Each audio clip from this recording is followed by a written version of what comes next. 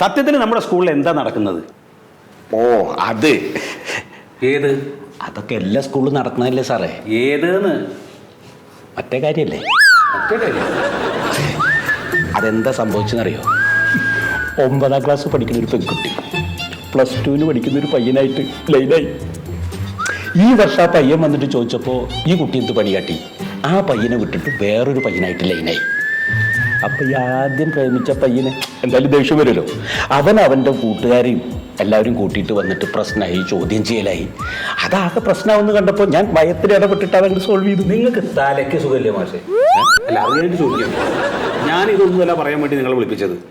പിന്നെ ഇവിടെ അധ്യാപകർ പഠിപ്പിക്കുന്ന കാര്യങ്ങൾ കുട്ടിക്ക് മനസ്സിലാകുന്നില്ല എന്നും പറഞ്ഞിട്ട് വിഭീഷ് എന്ന് പറയുന്ന ഒരു കുട്ടി 3-4 ദിവസമായിട്ട് ക്ലാസ്സിൽ വരുന്നില്ല. ഈ വിഭീഷ ആരുടെ ക്ലാസ്സിലാ? ഓ, ഇനിയിപ്പോൾ അതും ഞാൻ തന്നെ പറഞ്ഞു തരണോ? അല്ല, മുഴുവൻ പറയേണ്ട ഒരു ക്ലൂ തന്നാൽ മതി.